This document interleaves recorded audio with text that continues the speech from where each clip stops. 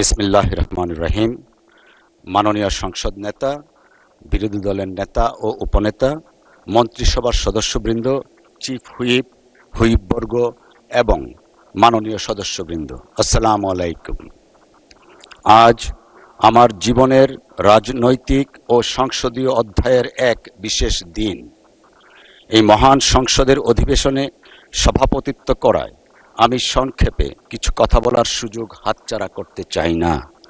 আশা করি আপনারা ক্ষমাসুন্দর দৃষ্টিতে দেখবেন। মাননীয় সদস্যবৃন্দ, মহান জাতীয় সংসদের ডেপুটি স্পিকার হিসাবে দায়িত্ব গ্রহণ করতে পেরে আমি অত্যন্ত সম্মানিত বোধ করছি।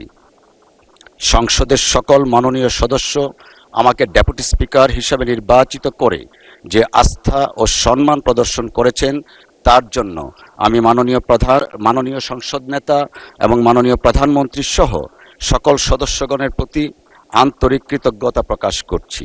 একই সাথে আমি কৃতজ্ঞতা প্রকাশ করছি নেত্রকোনা 1, কলমাকান্দা, দুর্গাপুর এর জনগণের প্রতি, যাদের সমর্থনে আজ আমি সংসদ সদস্য হতে পেরেছি। সম্মানিত সদস্যবৃন্দ, আমাদের জাতির ইতিহাস শুরু হয়েছে ত্যাগ ও সংগ্রামের মধ্য দিয়ে। 200-র বেশি সার্ভিস ও ফিচারে লেনদেনের সব বিকাশ অ্যাপে সম্ভব।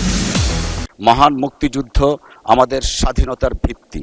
সেই যুদ্ধে লাখো শহীদের আত্মত্যাগ এবং বীর মুক্তিযোদ্ধাদের সাহসিকতার ফলেই আমরা স্বাধীন বাংলাদেশ অর্জন করতে পেরেছি।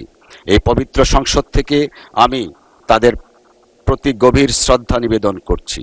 আমি গভীর শ্রদ্ধার সঙ্গে স্মরণ করছি শহীদ রাষ্ট্রপতি জিয়াউর রহমান বীর উত্তমকে, যিনি স্বাধীনতার ঘোষণা দিয়ে সমগ্র জাতিকে যুদ্ধে ঝাঁপিয়ে পড়ার আহ্বান জানিয়েছিলেন।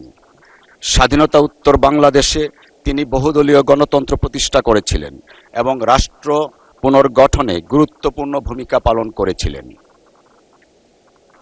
আমি একই সাথে শ্রদ্ধার সঙ্গে স্মরণ করছি সাবেক প্রধানমন্ত্রী বেগম খালেদা জিয়াকে, যিনি স্বৈরাচার বিরোধী আন্দোলনের নেতৃত্ব দিয়ে 1991 সনের জাতীয় সংসদ নির্বাচনে বিজয়ী হওয়ার পর বাংলাদেশে সংসদীয় গণতন্ত্র পুনঃপ্রতিষ্ঠা করেছিলেন।